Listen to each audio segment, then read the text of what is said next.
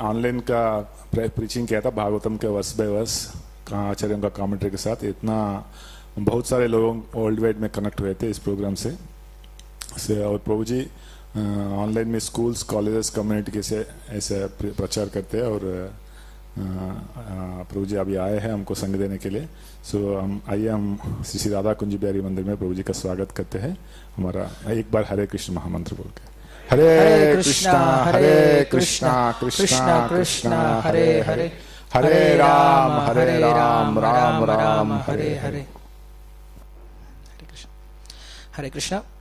Thank you very much for giving me this opportunity in the early morning to speak on Bhagavatam, and nice kirtan also we had just now.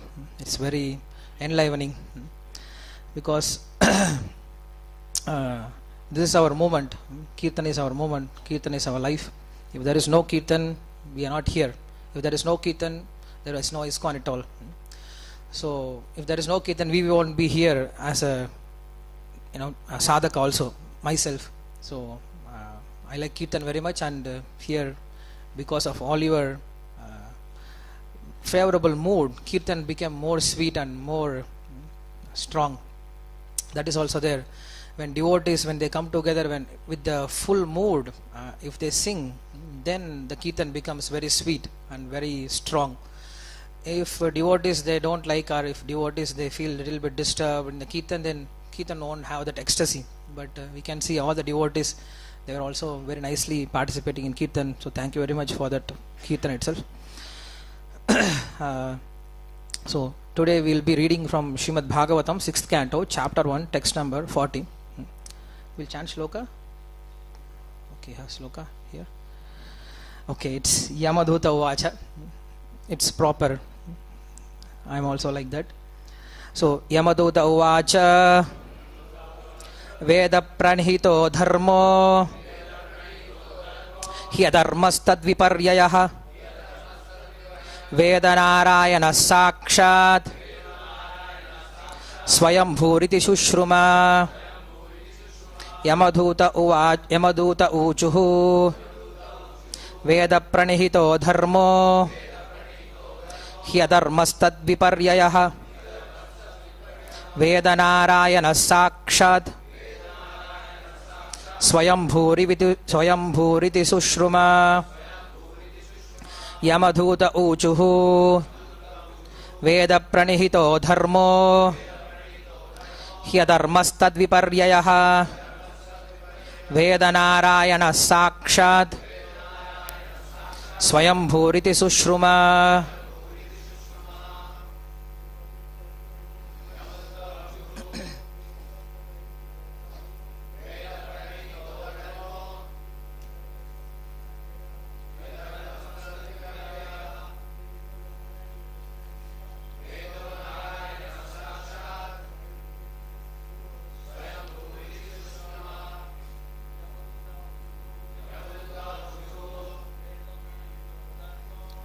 Pranihito dharmo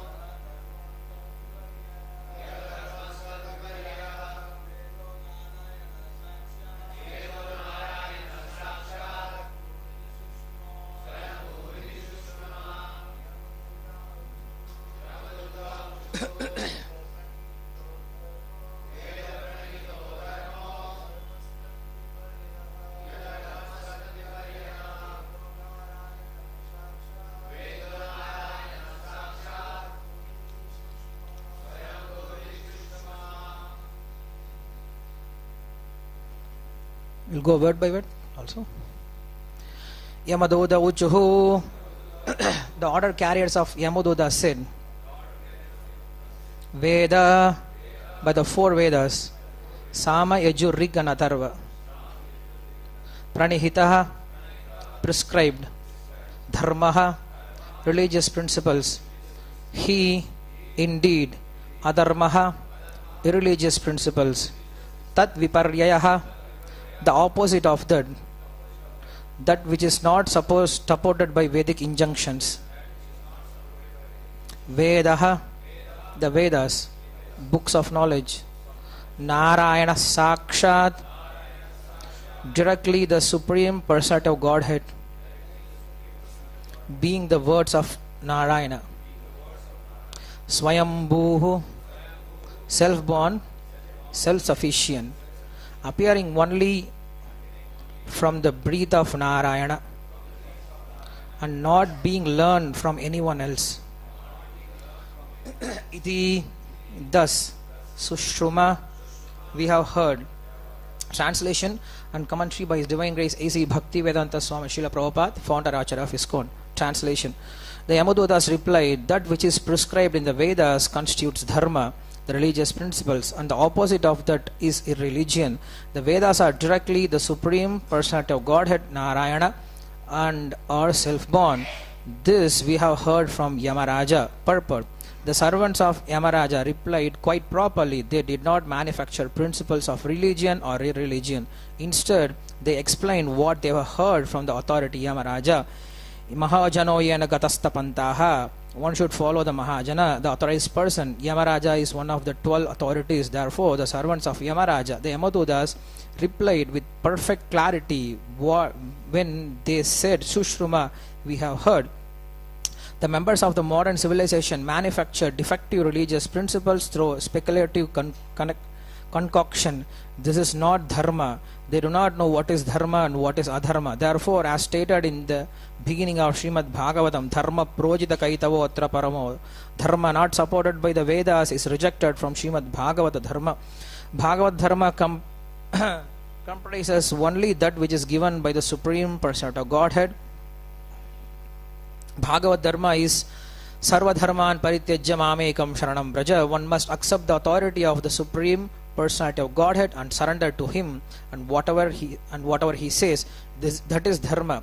Arjuna, for example, thinking that violence was adharma, was declining to fight, but Krishna urged him to fight.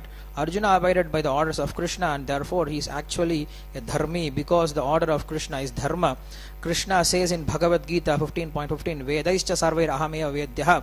The real purpose of Veda knowledge is to know me.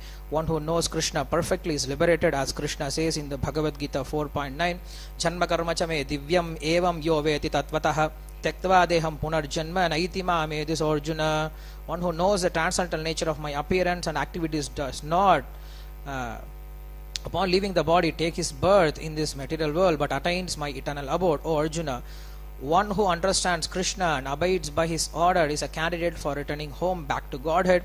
It may be concluded that dharma, religion, refers to that which is ordered in the Vedas, and adharma, irreligion, refers to that which is not supported in the Vedas. Dharma is not actually manufactured by Narayana as stated in the Vedas. Asya mahato bhutasya naivasthitam yetat rikvedaha iti. The injunctions of dharma emanate from the breathings of Narayana, the supreme living entity. Narayana exists eternally and breathes eternally, and therefore dharma, the injunctions of Narayana, also exist eternally. Sri Madhvacharya, the original acharya of those who belong to the Madhva Gaudiya Sampradaya, says, Vedanam pratamo vaktaha Harer eva yato vibhuhu ato Vishnu atmaka Veda iti ahur Vedavadinaha. The transcendental words of the Vedas emanate from the mouth of the Supreme Personality of Godhead, and therefore the Vedic principles should be understood to be Vaishnava principles because Vishnu is the origin of the Vedas. The Vedas contain nothing besides the instructions of Vishnu, and one who follows the Vedic principles is a Vaishnava. The Vaishnava is not a member of manufactured community of this material world. A Vaishnava is a real knower of the Vedas, as confirmed in the Bhagavad Gita, Vedaischa sarvair ahameya vedyaha.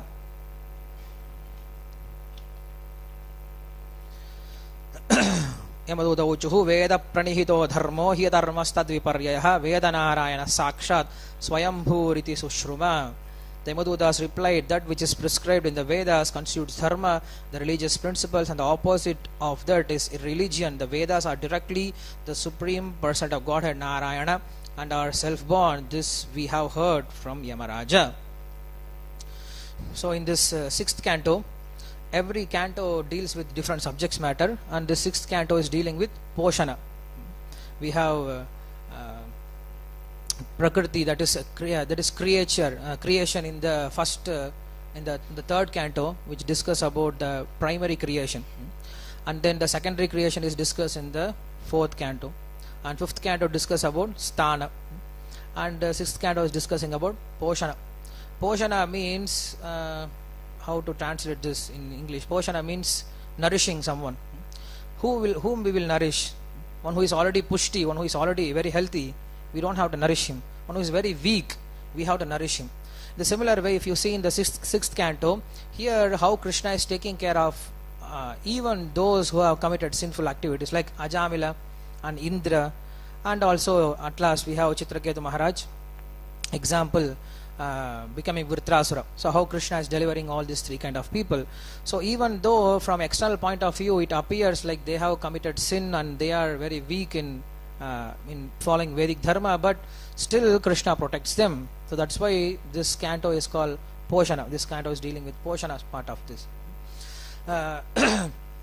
In Srimad Bhagavatam, Shukadeva Goswami has explained two kinds of path to reach God. In Bhagavad Gita also we see this. When Arjuna asked this question, what is the real path to attain you or to self-realization?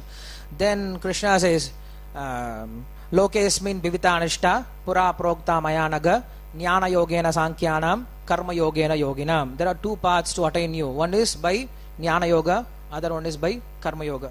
That is called nivritti marga and pravritti marga. So Shukadeva Goswami spoke about both these margas in Srimad Bhagavatam. Starting from second canto, if you see, he has discussed about nivritti marga, that is how to control everything inside. Nivritti means not letting the senses out, but controlling the senses within by means of yogic process and by means of cultivating knowledge. So how to go for the self-realization. So that is the Jnana Marga, or we can say Yoga Marga. So Shukadeva Goswami has explained that Marga also.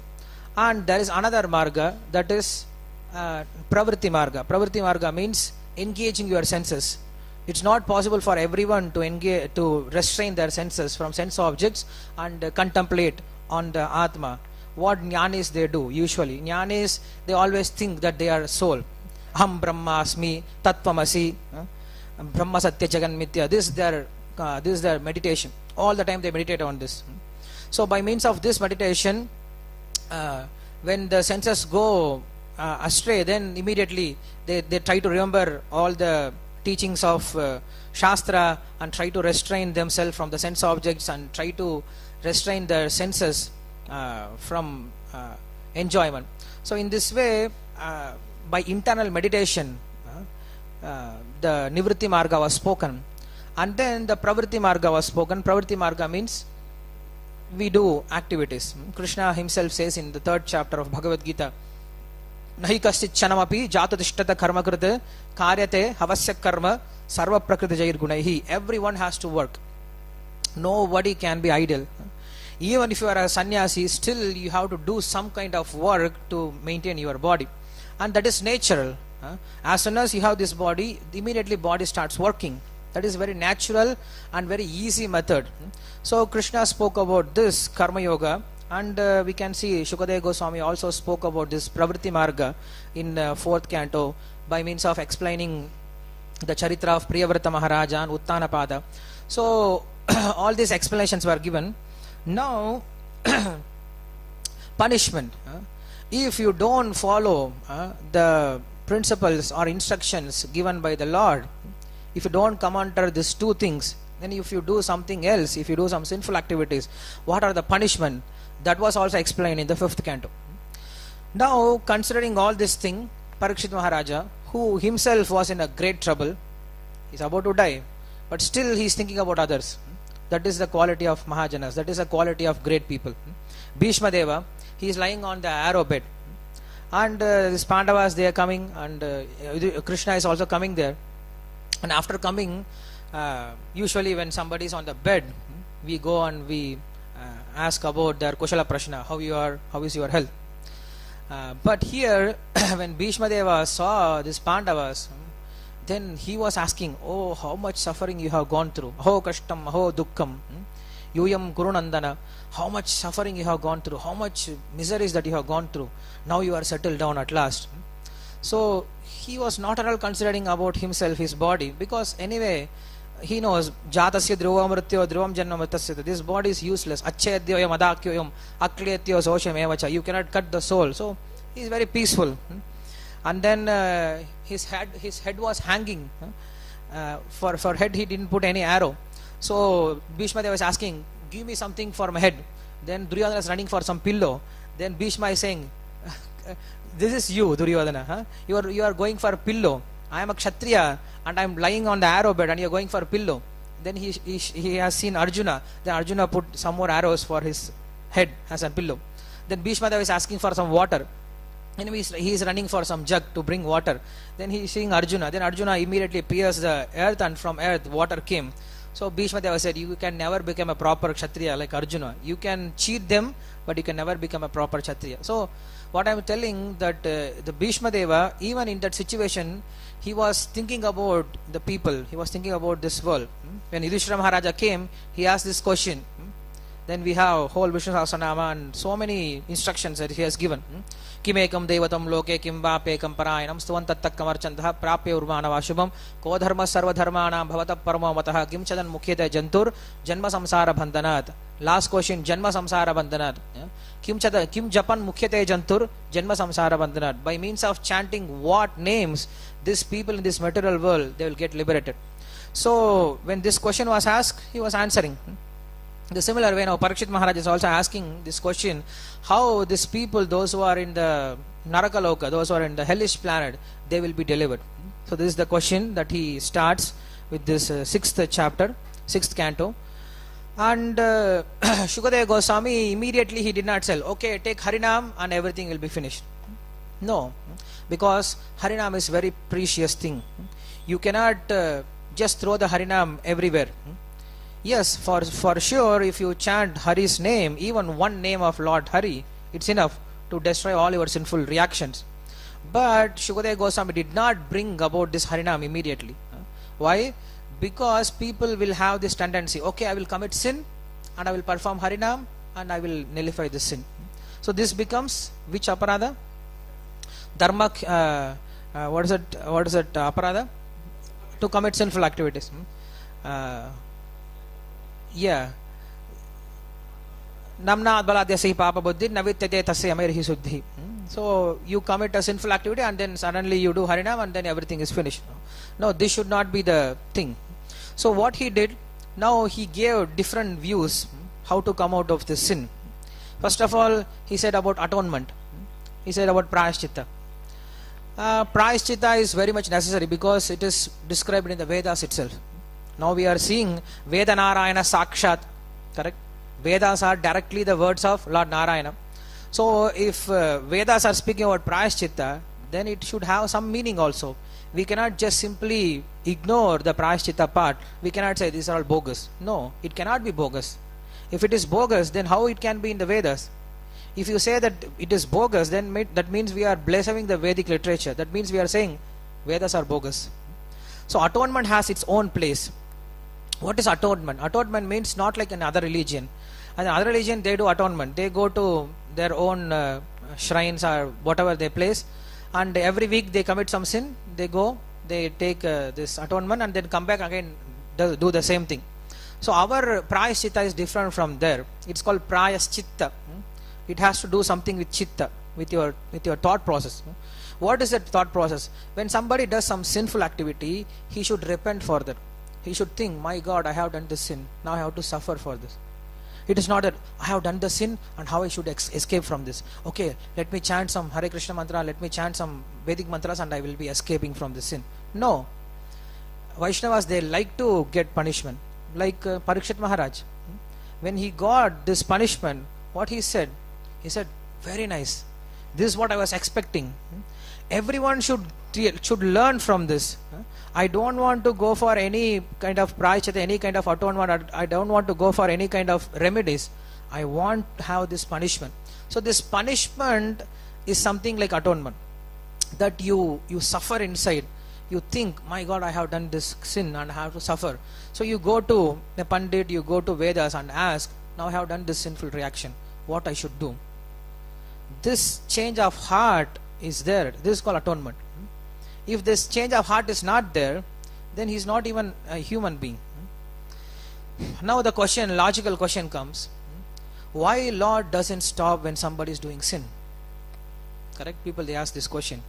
When somebody is committing sin, Lord can stop immediately. If somebody is stealing, Lord can cut hand immediately. If somebody is looking at something wrong, He can plug his eyes immediately. If he is hearing something useless, He can make him deaf. If he is using his legs for something, He can break his legs. If he is doing some nonsense, He can immediately kill. Why Lord doesn't do that? People, they ask this question, correct? People, when there is some problem, then immediately people, they think, why Lord is not punishing this sinful people? Thinking they are very pious people, correct? They think we are pious people and they are sinful people and Lord has to punish them. Just think about the question again. If Lord has to punish immediately, will we have any limbs left over? No, already our limbs will be cut off. Because every time we do the same. The thief is thief until he is caught, correct? Otherwise everybody is doing some kind of mistakes, mischievous activity. It is in the nature itself. It's in our samskara itself. So why Lord is not doing that? Because Lord is waiting to repent. At least in this lifetime, if he has a change of heart, then in next life I won't give him the punishment. If he's not repenting, if he's committing the same sinful again and again, then in next life he gets a reaction. For some sinful activities he gets immediate reaction, and for some sinful activities the Lord waits. For grievous sinful activities He waits until he repents. So that's why this sinful reactions are not matured or fructified immediately. So now the question is, why somebody is doing sinful activities? That is the main question. Why somebody is doing sinful activities? Why somebody is committing sin? Because of ignorance, correct? Because of not understanding. Because of this kind of understanding that I am independent from the Lord and I am the enjoyer and I have nothing to do with the Lord. So this thought process makes it urges one to commit sin. Like when you come inside this temple, like the small boy is coming inside the temple. Nobody is here. The small boy is coming inside the temple. So what he will do? There are many things around. Nobody is looking at the things. So he is just 5 years old. What he will do? He will come and start playing with the things, and then breaking the things, and then in 1 hour whole temple will be upside down. Why? And then we come, but we behave in a different way. We behave properly. What is the difference? There is only one difference. He sees only 2 things. We see 3 things. He sees, I am here, things are here, this is meant for my enjoyment. Let us enjoy. But when we come, we see 3 things. I am here, these things are here. Behind both of us, there is management. There is temple management. Correct? Everything belongs to temple management. And everything should be utilized for temple service. And everything should be utilized in accordance with temple's guidelines. Correct? So we have this knowledge, this third view we have. This child doesn't have. So this knowledge is called Shastra. This is how Shastra begins. For example, Isha Upanishad starts with Isha Vasyam Idam Sarvam. This thing we should understand in the first place. Everything belongs to Lord. And everything should be utilized for His pleasure. And everything should be acted in accordance with His rules and regulations. So this is called Shastra. So this is the gravest mistake which is done in this material world. Like this small child. We come to this material world and we see everything is arranged very nicely. So what do we think immediately? I am here, things are here, let us enjoy, let us exploit, let us destroy, let us make this world hellish. Nobody cares. But who is an intelligent person? One who sees the third thing. That is, I am here, these things are here. Behind both of us there is management. Correct? Bhokta, Bhogyam, Preritaram Chamatva. This is what Upanishad says. We have 3 things in this module. Bhokta, that is we are. Bhogyam, the objects here. Preritaram, one who controls both of us. So these 3 things we should understand. If you understand these 3 things, then no problem. But in this material world, we are given the knowledge about two things about us, about this material world, but there is no knowledge about the third eye, the management. So what do we think immediately? Everything belongs to me, so I can enjoy whatever I want, I can commit whatever I want, I can do whatever I want, nobody is there to look at me. But when you have this third view that no, everything belongs to God and everything should be utilized for God and everything should be utilized in accordance with God's law, when you understand this thing, then there is no problem. By the God, for God, of God, correct? But here, by people, for people and of people. So this is the problem. That's why Srila Prabhupada called it as, it's not democracy, it is demons crazy. Because it is not Lord, it's not Lord's idea behind this creation of this material world. He created this material world, he set up a process. Evam pravartitam chakram nanavartayati hayaha ahayurindriyaramo moham partha sajivati. Krishna says, this is in the beginning of Bhagavad Gita itself. You can understand Krishna is speaking about how we should live in this material world. Annad bhavanti bhutani parjanyat anna sambhavah yajnat bhavati parjanyo yajna karma samudbhavah karma brahmodbhavam viddhi brahmakshara samudbhavam tasmat sarvagatam brahma nityam yajne pradishtitam. Then comes this shloka. Evam pravartitam chakram nanavartayati hayaha ahayurindriyaramo moham partha sajivati. I have made this circle, Arjuna. I have made this chain. If you don't follow this chain, if you just keep on taking for yourself, ishtan bohan hi odeva dasyante yagya bhavitaha tayirdattana pradayibhyo yo bhunkte stena eva saha. He is a thief, Arjuna. That's what Krishna says. So we are ignorant about ourselves, we are ignorant about this world, and we are ignorant about the Lord. So that's why we commit sinful activities.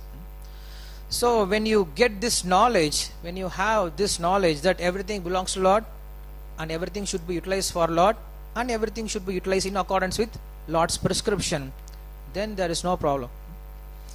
That is how the government works. But even though government has set up proper rules, there will be so many criminals, correct? Otherwise, why government has to build jails? When you are building a city, then immediately government is building a jail also as a default. Why? Because government knows even if you correct them properly, even if you teach them properly, there will be some people who will not obey the laws of government and they will commit sinful activity. That's why we have criminal. That's how this world is created. Krishna says, Bhumirapo nalavayu kamano buddharevacha ahankara iti yamme bhinna prakriti rashtada aparayam idastvanyam prakritim vidhi me param jiva mutam mahabaho yayetam dharyate jagat. This world is dharyate jagat. It is hold or it is created for this jivatma, not for me. Krishna is saying, I didn't create this world. This jivatma has created this world. It's true. Because of us, we are the cause for this creation. Krishna creates, but we are the cause for creating this material world. So that's why. So when you have this knowledge, then we will not commit sin. That's what the ultimate understanding. So Shukadeva Goswami speaks about three things actually. He spoke about Prayaschitta in the first place, and then Parikshit Maharaja says, no, Prayaschitta doesn't work because people, they do Prayaschitta and again they commit the same sinful activities. Saucha, Kunjara Sauchavate, he gave an example that it doesn't work. Then he comes to other part, that is Niyama part. Niyama, but Jnana Marga. First of all, he spoke about Karma Marga, that is atonement. And second, he comes for Jnana Marga, that is Niyama. He spoke of many Niyama, correct? He spoke of Tapasya, Brahmacharya, many Niyamas he spoke in the first chapter itself. So, by means of eating we get disease. So what we should do? Stop eating? No, we should control, we should balance our eating, correct? So that is called Niyama part. That is called Jnana Marga. He spoke about the Jnana Marga also. But how many people can follow this Jnana Marga? How many people can follow this Niyamas? Very difficult in this material world. So that's why the third thing was spoken, that is Bhakti Marga. Just by chanting Lord's name, you can come out of this sinful activity. That's what the thing is which is happening now. So Parikshit Maharaj spoke about this, and then Shukadeva Goswami he said, yes, Bhakti Yoga it is very very powerful, and it can take away your sinful reactions very easily. How does it work?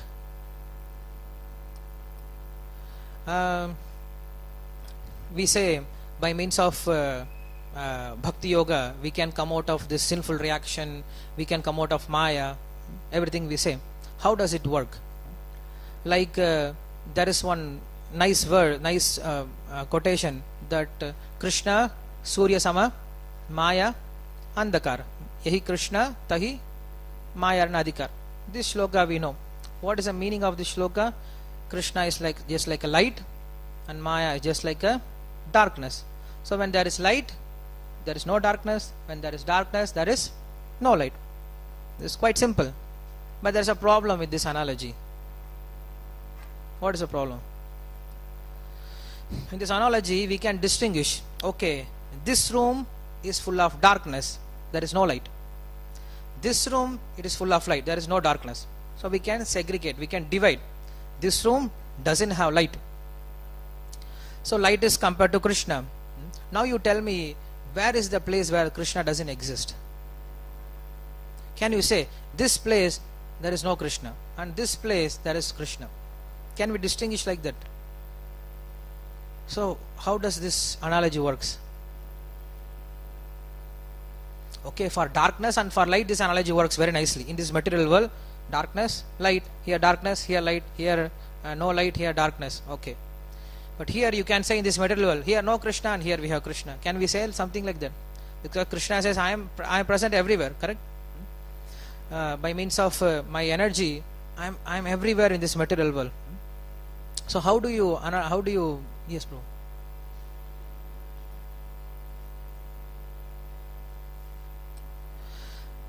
So this analogy basically says that both darkness and light coexist together, correct? It's like coexisting. How it can coexist? Here is a light and here darkness also.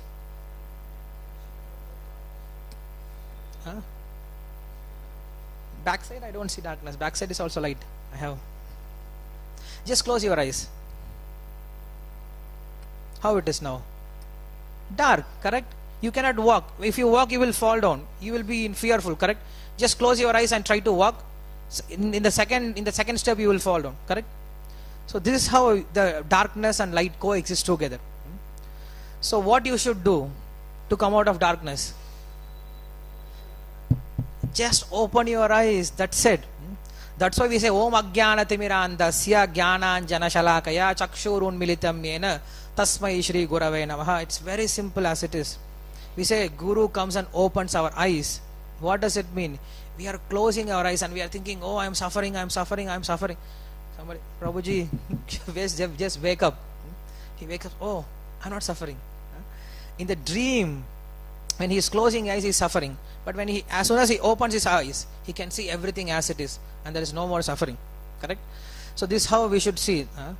And then there is the other thing is Jnananjana Chakshur Unmilitamena. It says it's like a lamp.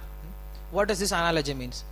In this room, the room was closed for 20 years, 30 years together. Now someone brings the light inside. How much time it will take to light up the room? Another 20 years? No. Immediately, correct? You can argue, how is it possible, Prabhuji? This room was darkness for 20 years. How can it just lit light in 1 second and bring light? You cannot say like that. Similarly, in this material we are in ignorance for millions of lifetime. Just one thought, just if you can understand this one principle, I don't belong to this material world. I belong to only Krishna. And I'm supposed to serve Krishna alone. Just this understanding, this realization, if you can get, that moment you get liberation. Correct? Liberation doesn't happen in many lifetimes. Like once Srila Prabhupada asked this question, correct? You have seen this video. One disciple asking this question, Prabhupada, how many lifetime it takes to get liberation? And Prabhupada, what he says, you did not read Bhagavad Gita. You did not read Bhagavad Gita. How much time it takes? Just one fraction of moment, it's enough. Just like this light. How much time it took to lit this room? Boom. Just one light. or switch on this one light, and everything is bright now. So that is how we should understand. So when you have this consciousness, when you develop your own consciousness, then immediately this ignorance is gone. When this ignorance is gone, then there is no place to commit sinful activities. So that is the problem. To lit up or to bring someone in the light, that is the problem. We don't want to come in the light. We want to stay in the darkness, and still we are thinking, I am suffering, I am suffering, I am suffering. Krishna is saying, come out of darkness. Asatoma sadgamaya, tamasoma jyotirgamaya, mrityoma amridam gamaya. Shastra is calling us, but we don't want to go. We stay in this place, but we is thinking it is darkness. I am suffering here, I am suffering here. Just like Dhritarashtra. We're all blind people here. We have so much attachment for this material world. Like Prahlad Maharaj says, what's the shloka? One who stays in this material world because of attachment, he doesn't take up this Krishna consciousness. Matirna Krishna paratas satova mitopi patyeta graha vratana matanda gopir vishatam tamishram puna punascharvita charvananam. Matirna Krishna paratas satova. People, they don't come to Krishna. Mitopi patyeta graha vratanam. Why they don't want to come? Because they are graha vratas. They have they have tightly holding this place, and they don't want to. They have taken up a vrata. Vrata means, wow, I will not come out of this place. This is their vrata. What Krishna can do? Like Dhritarashtra, he has a vrata. What is that vrata? He doesn't want to come out of this world. That is called Dhritarashtra. Dhrita, Rashtra. Rashtra means this place, and Dhrita means one who is very strongly attached to his place. So we are all Dhritarashtras. This is our Rashtra, this body, and we are attached with this body. We don't want to come out of this body. And Dhritarashtra means one who is blind, but still he has so much attachment. Correct? Dhritarashtra, he has seen any time Duryodhana? No, he has never seen Duryodhana. But he has so much attachment for Duryodhana. Correct? As soon as he hears the name Duryodhana, he becomes so happy. Yes, my son Duryodhana. This is our situation in this material world. Have we seen any time the happiness in this material world? Did anyone seen happiness in this material world? No. We have heard about happiness. Correct? Shruti Shukaya. That's what Prahlad Maharaj said. In this material world, the happiness is Shruti Shukaha. Shruti Shukaha means we have heard. If you buy this, you will be happy. If you go, you will be happy. If you do, you will be happy. Like this, we have heard, but we have never seen. Just by hearing about this, we get attached with this happiness. Just like Dhritarashtra, without seeing, just by hearing about Duryodhana, he got attached. Similarly, in this material world, just by hearing about happiness, we get attached to this material world. That is called Dhritarashtra. So, yeah. So we need again and again this push to come out of this darkness. That's why we stay in the satsanga. If we are in devotees association, then devotees, they push to come out of this darkness. Otherwise, by our own endeavor, it is very difficult for us to come out of this darkness. So this is how the introduction for this chapter begins. And now the shloka speaks about very beautiful things here. We don't have much time, but I will just try to go through. It says, Veda pranihito dharma hi dharma tad viparyaha Veda narayana sakshat swayambhuriti shushruma. Yamadudas, they speak. What they speak according to the Vedic literature. That's what Srila Prabhupada says. They did not speculate anything. They speak from what they have heard from the parampara. And what do they say? They answer the questions of Vishnu Dudas. Vishnu Dudas are asking question. What is called dharma and what is adharma? Can you explain? Because you are all coming from Yamaduda's place, so you are supposed to know all these things. What is dharma and what is adharma? Then they give very beautiful definition for what is dharma and what is adharma. What is dharma? Dharma means that which is given by Lord. It is called Veda pranihito dharma. Tad viparyaha. Adharma viparyaha. Whatever Krishna says, that is called dharma. Dharma has many meanings. Dharyati iti dharmaha, that which holds us, that which cannot be separated from us, that is the real nature of us. That constitutional position of a soul is called dharma. And the other meaning of dharma is dharmam tu sakshat Bhagavat Pranitam, we have this shloka also. And in 11th canto, there is one more beautiful definition for dharma. Dharma means dharmaha mad bhakti krit proktaha. It is called dharma. Krishna says dharma means that which helps a soul to develop devotion onto me. It is called dharma. So dharma has many meanings, but here they give a very exact meaning, that whatever is spoken in the shastras, that is called dharma, and whatever is not prescribed in the shastra, that is called adharma. And what is shastra? Then they go on explaining what is shastra. Why I should akshab shastra? Okay, whatever is said in shastra, that is dharma, and whatever is prohibited in shastra, that is adharma. That is the definition. Now the next question is, in the first place, why I should accept shastra? I don't have to accept shastra. That is the first thing that we come up with. I don't want to accept shastra. What is shastra? Then he says Veda Pranihito Dharma, Veda Narayana Sakshat.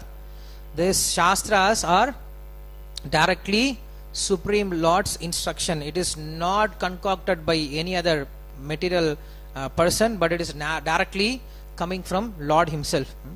So the shastra has three main qualities: Anadi, Anantaha, and then there is one more, that is Apauruseyatva. These three things constitute shastra. First thing is Anadi. Anadi means it doesn't have any beginning. And the second thing is Anantaha. Anantaha means it doesn't have any end. It is so vast. And the third is Apauruseyatva. Apauruseyatva means it is not done by any Purusha. It is not done by any human, or it is not done by any Purusha. That is called Shastra. So that's what that is the glory of our Sanatana Dharma. Other Shastras, they have date, they have time, they have year here. But our Sanatana Dharma, this Shastra has no any years. But when Britishers, when German people, when other country people, they came to India, they were studying about our Shastra. They found it has so much treasure, it has so much knowledge, which is so advanced to them. So out of enviousness, they wanted to degrade our Shastras. So what did they do? They learned Shastra. They learned grammar. They learned Shastra. And they started to give wrong meaning for the Shastras. And they come up with certain dates for Shastra. They said Rig Veda was written 5,000, not 5,000, it is written 2,000 years before. Then Yajur Veda was written 100,000 years before. Then Sama Veda was written this time. Then Athara Veda was written this time. In this way, they started to give dates and time, and they started to give different meanings for Shastra. And what we did, we accepted. Correct? When foreigners, they say, it must be true. When white people, they say, it must be true. So we accepted their point of view, and we accepted their education. We thought our education is useless, so we went to their school, and their school has only one training, because they were having so many industries everywhere, all over the world. So they want factory running, they want employees. So for the employees, they were giving training in the schools, in the Macaulay system. So our system, our education system, what is doing? It is creating employees. So that's what happening till now. But our education system was different. Our education system was to get liberation. Our Shastra, our knowledge was given from the young age, so that he will get liberated from this material world. But this education system, modern education system, which is still continuing in this material, in this India, and they are rigorously preaching, and they are prominent, they are making it as something very important. This education plays a main role in everybody's family. For example, in Grahastha family, for child's education, they are ready to do anything. They are ready to sacrifice everything. But they don't understand what is the result of that education. The result of education is not you make some white paper into blue paper, correct? Or you write something and start correcting and getting some percentage. That is not real education. So you can see big schools around. In Pune, you must have huge schools. Just go and see the school. What are the arrangements? Huge buildings, huge arrangements. So much time, so much energy, so much money is wasted. And what is the result you get outside? When the student come outside, what is the result? There is no value. If students, when they come outside, you can see how the culture is degrading from standard to standard. Previously, the children, when they come out of the school, they will have good discipline. But now, as the standard goes upper and upper, the culture is going down. Why? Because it doesn't have any scope, it doesn't have any focus, it doesn't have any goal. Its only goal is to make employees, make some workers. But our education system is different. Our shastras are different. Our shastras, as I said in the beginning itself, our shastras are meant to give us this proper knowledge that who we are, what is this material world, who is Lord, and how to utilize everything, and how to get out of this material world ultimately. That is what the shastras are. So this shastra is coming from directly Lord. So that is called Anantaha. And Anadi means it has no any beginning, and Anantaha means it has no any end. Shastra has no any end. Shastra is unlimited. Shastra is eternal. In the Satya Yuga, the Shastras, they come up, and Treta Yuga develops, and in Dwapara Yuga it gets compiled, and in Kali Yuga it again declines. Slowly it declines, and again in Satya Yuga again it comes up. So this is how the Shastra declines and again comes up, rises up. Why? Because it is eternal. Why it is eternal? Here Prabhupada gave a very nice example. Why is eternal? Because Shastras are Lord's breath. Yasaika nisvatitam vedaha. That's what Brihadaranyaka Upanishad says. Others, they have the writer. For this Shastra, he is the writer. For this Bible or Quran, we have, he is the writer. But for our Shastra, who is the writer? Nobody. We can say Vyasadeva, but Vyasadeva is not a writer. He is an editor. Vyasa means editing or compiling, we can say. Vyasa did not write Vedas. He just compiled the Vedas. So who wrote the Vedas? Rishis? No. Rishis, they say, we did not write Vedas. Rishis are called mantra drashtas, not mantra kartas. Every mantra have their own devata, have their own rishis, have own chandas. If you see every Vedic mantras, in the end you will chant, this is from just this chandas, this is the rishi, this is the demigod, and this is the palashruti. Everything is given. So if you ask the rishis, they say, we are not mantra kartas, we are mantra drishtas. They meditate, and in their meditation they receive this mantra and they give it to this material world. So ultimately, who made this Vedas? Then we come to Lord himself. Lord has created Veda. Then Lord says, no, I did not create Veda. He denies, I did not create Veda. Vedescha sarvai rahame vedyaha vedanta krit veda videva chaham. Krishna did not say Veda krit. He did not say Veda krit. He says Vedanta krit. He did not say I wrote, I made this Veda. No, he said I made Vedanta Sutra, not the Vedas. So what is Veda? If Jivas did not create, if Rishis did not create, if Lord himself did not create, then who created this Veda? That is a question. Then Shastras, then Brihadaranyaka Upanishad, that's what Srila Prabhupada has quoted. Yasaika nishvatitam edad yad rig vedo yajur vedo sama vedo atarvangirasaha. This is the beautiful mantra in Brihadaranyaka Upanishad. It says, Vedas are breathing of Lord. Now, we cannot say, first of all, Lord appeared, then his breathing appeared. Can we say like that? No, both coexist. As when Lord was there, breathing was already there. We cannot say, first Lord came, then breathing came. No, breathing came, then Lord came. No, we cannot say. Lord created the breathing. No, it is there eternally. Like we say about soul also. Who created the soul? Soul cannot be created, correct? Soul is eternal. We may say soul is a part of God, but it is eternal. We cannot say soul is created at such point of time. Or for that case, any kind of avatars. We cannot say this avatar was created at certain point of time.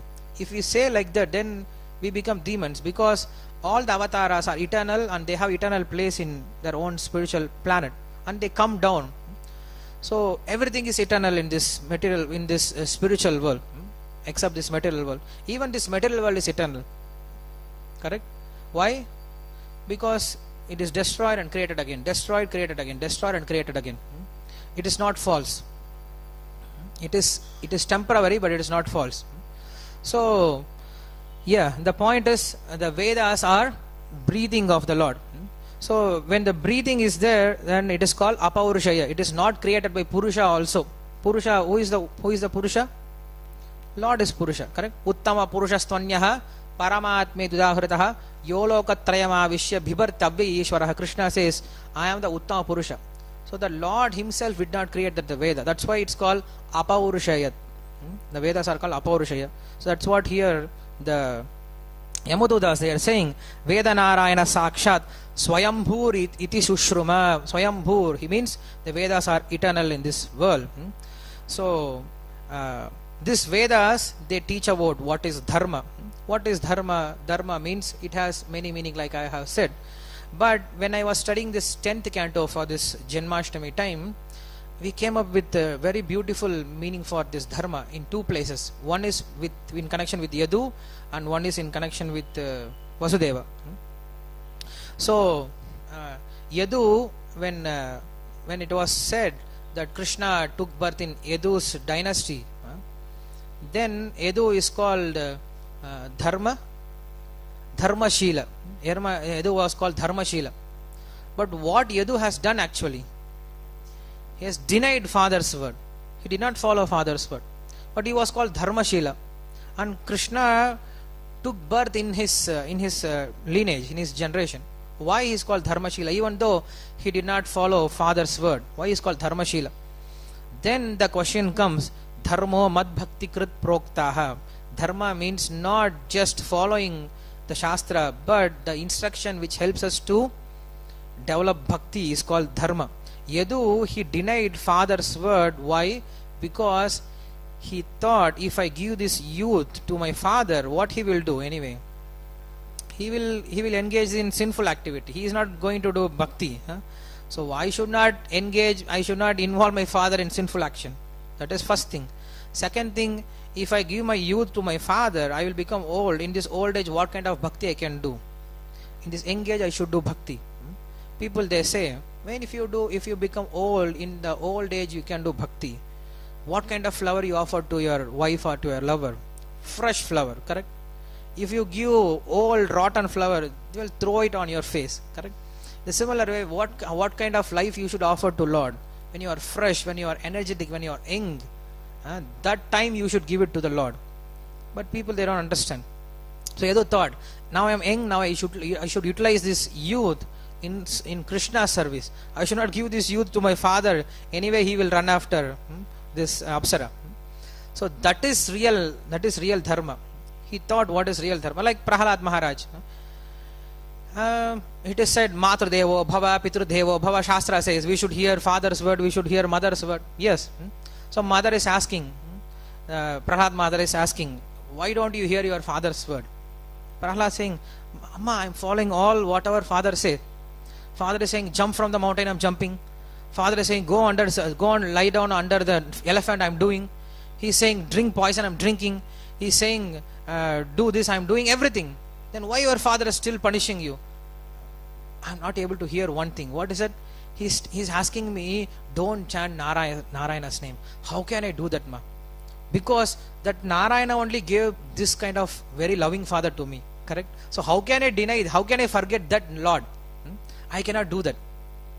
So he follows all kinds of dharma. When it comes to paradharma, he gives up this lower kind of dharma. That we should understand. In Ramayana also the similar situation happens.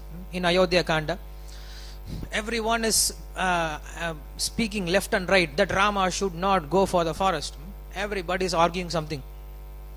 Everybody is getting angry. Lakshmana is getting angry, and then Vashishta is getting angry, and then Sumantra is getting angry, and everyone is getting angry there. Everyone is fighting. No, he should not go, he should not go. Who should get angry first of all? Kausalya, correct? Because Rama is her son. Kausalya, at last she comes and says, okay Rama, now you are saying Pitruvakya Paripalana, that you want to follow your father's word, correct? But what comes first? Matruvakya Paripalana. Because Shastra says Matra Devo Bhava, Pitru Devo Bhava, you should follow your mother, then you should follow your father. Now I am your mother, follow my word. Don't go to the forest. Correct? Correct. Now she is asking correct question. She is speaking about dharma. Now what Rama replies, very beautiful he replies. He says, you are my mother until you follow my father's instruction. If you don't follow my father's instruction, then how come you become my mother? You have to follow your husband, then you become my mother. If you deny yourself, you are not following your husband, then I don't have to follow you. First of all, you follow your husband, then I will follow you. He could not speak, she could not say anything, because he is dharmasya prabhurachyutaha. He knows what is dharma. You cannot play with Lord. Similarly, Arjuna is coming and saying, Krishna, this is not dharma. How can I kill my Bhishma? Will you kill your guru? Will you kill your forefather? Will you kill your grandfather? Then he was confused. He don't know what to do. Then he surrendered himself. Then he says, what's the shloka that he surrendered? Shishasteham sadhi. How it begins? Karpanya doshopahata swava prachamitvam dharma sammoda chetaha. He says dharma sammoda chetaha. I don't know what is dharma. That's what Yamunacharya says in the beginning of first chapter of Bhagavad Gita. He says Asthana sneha karunya dharma dharma diyakulam partam prapanna buddhishya shastra avataranam kritam. Why this Bhagavad Gita was spoken? Bhagavad Gita was spoken for three reasons. One is Asthana sneha, Asthana karunya, dharma dharma diyakulam. The wrongly misplaced sneha, the affection, the misplaced asthana sneha, and karunya, misplaced mercy, and dharma dharma diyakulam, considering dharma as adharma and adharma as dharma. So to solve this three problem, shastra avataranam kritam, partam prapanna buddhishya shastra avataranam kritam. To console these three problems, Krishna spoke this Bhagavad Gita. So in that the one problem is dharma dharma diyakulam, considering dharma as adharma and adharma as dharma. This is what happening in this Kali Yuga all that time. People, whatever is dharmic, they think it is adharma, and whatever is adharma, they prize it very much. Correct? In this material world, whomever is serving Krishna, you are all useless people, you are all parasites, you are all nothing for the society. But whomever is working for their own sense gratification, whomever is exploiting, whomever is committing sinful activities, they prize them. Oh, you are doing very nice person, you are very expert in this material world. So that's called dharma dharma diyakulam. So Arjuna also came to the same conclusion. Krishna, I don't know, naitattai upatyate chudram hridaya daurbalyam. I don't know what is good for me. I am speaking dharma, and anyway you will speak dharma only, because dharmasya prabhurachyutaha. Whatever you speak, that is dharma. Now I don't understand whether I should follow my words or your words, what I should do. Then he surrenders. Then what happens? Krishna starts speaking Bhagavad Gita. Then at the end of Bhagavad Gita, he comes to a conclusion. This is the essence of Bhagavad Gita, we can say. Very simple essence. Just understand this scenario. We say, if Krishna is with you, if Lord is with you, you will be happy. If Lord is nearby you, you will be happy. But just consider Arjuna and Krishna, how close they are. Just this much distance. Arjuna can see Krishna, Arjuna can hear Krishna, Arjuna can talk to Krishna, Krishna is talking to Arjuna back. Krishna is ready to serve Arjuna. Everything is there, but still Arjuna was in confusion. Still Arjuna was in depression. Why? Just one small thing, one small problem was there. If we can understand, yes? Yes, what does it mean? Previously, Arjuna had his own concept of dharma. He doesn't want to listen to Krishna. In the end of Bhagavad Gita, what he said? Okay, Krishna, I will do karma yoga. No. Okay, Krishna, I will do jnana yoga. No. Okay, Krishna, I will do bhakti yoga. No. What he said? Karishye vachanam tava. Whatever you say, I will do, Krishna. That is dharma.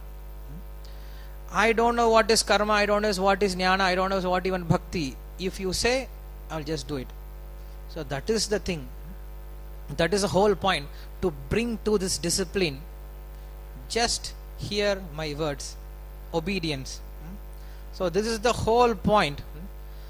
Children are not obedient to parents. Students are not obedient to teachers. Disciples are not obedient to guru. Citizens are not obedient to government. Humans are not obedient to God. And that is a problem. All problems are solved if we become obedient. That is the whole point of Bhagavad Gita. Just hear what I say.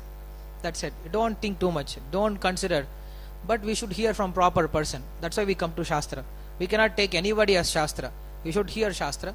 And whatever Shastra says, if you just keep doing your activity, that is the goal of your life. That is with Yadu. And with Vasudeva, there is another beautiful thing.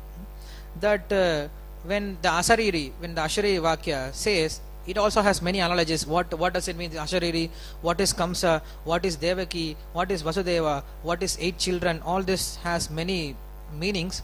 But the only one meaning I will take up here, that it says that your 8th child will kill Kamsa. So now what Vasudeva should have said to Kamsa?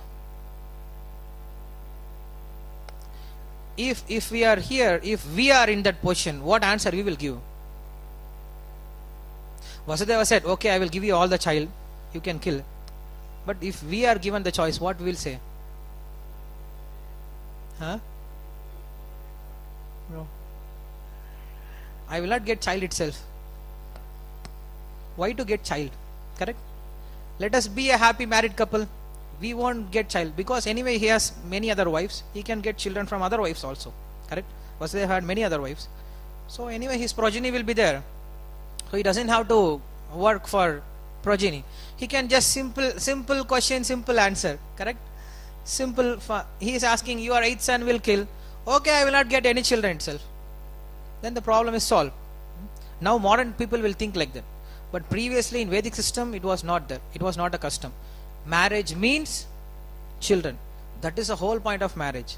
Marriage means not coming together for sense enjoyment, not coming together to exploit yourself, but to get proper progeny. That is the whole point of marriage. So Vasudeva did not say that I will not get children. Okay, that is thing. Now how cruel he is. Correct? Even though he knows that all these children will be killed, but still he gave birth for all this child. He made all this child to die. Is it not cruel? Is it not sin? Whether he was following dharma or adharma. Is it dharma or adharma? To give your child, newborn child, to get killed. Is it dharma or adharma? Looks like complete adharma. Correct? But why Krishna took birth with Vasudeva? Then the point is, here Vasudeva is not thinking about his own dharma adharma. He is thinking, Krishna has said, I am going to take birth in your house. So to welcome Krishna's arrival, he has done all this thing. I don't care whether I am going to get sinful reaction or not. I don't care whether I am going to hell or not. I don't care. But Krishna has to come. So to Krishna to come, I have to give birth to 7 child. Doesn't matter. So if Krishna can appear, I am ready to commit any sinful reaction. So to bring Krishna to this material world, he was ready to commit this sin. So if you go through that section, in the section itself, the next shloka will say what a saintly person will not tolerate, what a sinful person will not do, and what a renounced person cannot sacrifice. That is one beautiful shloka, the 10th chapter, in that chapter itself. So here we can see Vasudeva, he followed proper dharma. What is? To satisfy Lord. So that is called real dharma. Dharmam tu sakshat bhagavat pranitam. If you can satisfy Lord, that is real dharma. Everything else is adharma in this material world. If you can satisfy Lord, that is called real dharma. So that's what here Yamadutas are not aware of that. They are like proper servant. Sir, we should follow this, we should not follow this. This is dharma, this is adharma. But now Vishnudutas will speak about what is real dharma. Real dharma means not just following the rules, but to please the Lord. If you can please the Lord, that is real dharma. And what was pleasing? Here, Ajamila, he was chanting Lord's name not once. We may say Ajamila chanted once Narayana's name. No. All his life he was chanting Narayana's name. Correct? Because he kept this name Narayana to his last son, and he was so attached with his last son. All the time he was calling his name. Hey Narayana, come and eat. Hey Narayana, come and sleep. Hey Narayana, come and study. Hey Narayana, come here. Hey Narayana, come there. He was all the time constantly, unknowingly, without any offenses, he was just chanting Narayana, Narayana, Narayana, Narayana. So at the end of life, he chanted this name, and then suddenly Yamatudas came. It is not that at the end of life you chant once and then miracle. It can happen. It will happen. But here in Ajamila's case, he was chanting Lord's name many times. At the end of life, he called Narayana. Which Narayana he called? He called the boy. But the boy Narayana did not come. He was laughing. He was playing and he was laughing. My father is going to die and he is calling my name. He was laughing and he was still playing. This Narayana did not come. But that Narayana heard. Even though he was sleeping there with Lakshmi, he immediately heard. He started, he sent his dutas. Okay, you go and rescue that person. Because he is our real relative. This Narayana won't come. This relatives won't come. That relative only can come. That is the real meaning of Narayana. Narayana means one who is shelter for all the Naras. Narayana. Narasya Ayanaha. Who is a shelter, ultimate shelter for us? Only Lord. Everything, everybody else can talk that I will protect you, I will help you, I will do this, I will do that. But they're all just like a clay doll or clay ship. They cannot rescue themselves. So whom they are going to rescue? Nobody. So that is the meaning of Narayana, that he is the only shelter. So because he has taken shelter of Lord Narayana, so he was rescued. I will end here. It's already 9:20, and there are many more things, many interesting things that can be said. But yeah, the only thing here we can do in this material world to come out of this is Bhakti Yoga. And what is Bhakti Yoga? Bhakti Yoga means in association with devotees. Yeah, you can do your chanting, reading in your house itself, but doesn't work in this Kali Yuga. It is Sankirtana. Together, it should be done in the association of devotees. Then it will have its own results. So when Krishna wants to, this very beautiful shloka, only one shloka I will end here. If Krishna wants to protect some soul, how he protects? We say Krishna is protecting, Krishna is protecting. How he protects? He is not protecting like a person is protecting his calves or his goshala. He has many ships, and then ships are going outside, and he is bringing all the ships and he is putting inside the ship in a place with the gate, and he is protecting the ships. Is it Lord is protecting us like this? No. He says, Na deva dandamadaya rakshanti pashupalavat yam hi rakshantu ichanti buddhya samyochitam. If Lord decides to protect us, how he is protecting? Na devam dandamadaya. He is not bringing danda to protect us. Like he's somebody standing the cows or ships. He's not protecting us with danda. And what he does? Rakshantu pashupalavat yam hi rakshantu ichanti. When he desires to protect us, what he does? He says buddhya samyochaitum. He gives us real intelligence. And what is the real intelligence? Satsanga. In the satsanga, by means of satsanga, he gives us real intelligence. By means of this intelligence, we can come out of this sinful reaction. That's what we have discussed in the beginning of this class itself. So here in Pune, you have very good satsanga. That is your very glorious, very fortunate situation. And myself, I am coming from Madurai, from Tamil Nadu, just to get this association here. And maybe 6 months before, this February, I came and visited Pune. I was so inspired to come again. Then Krishna found some other way to bring me here. So I came here maybe 4 or 5 days before, staying in this temple. So very good devotees, very nice association, and Radhesham Prabhu, His Grace Radhesham Prabhu is managing everything is nicely. And even if he's not here, all the devotees are. It's not like when there is no master, then all the mouse they start playing. No, even if he's not there, then everything is going very smoothly, very pakka. This shows that how sincere these devotees are. They're not like acting, but they are very sincere from their heart. They are doing their full endeavor to please Krishna, to please Srila Prabhupada. So I am very fortunate to come into this association and do some service. But it is my thing that I have to come and give class instead of hearing class from you. But anyway, I take this as an service from all of you, and I am expecting all your prayers and blessings to me, so that I can engage myself in this Krishna service more and more in the upcoming years. So I will end here. Grantara Srimad Bhagavatam ki jai, Srila Prabhupada ki jai. Hare Krishna. Hare Krishna. We thank Vamshidhari Prabhu for giving this wonderful lecture and so much insights in the Shastras about Dharma, Adharma, what is Parodharma. It's very wonderful. Thank you, Prabhuji. Please, whenever you are here, please give your association in this temple.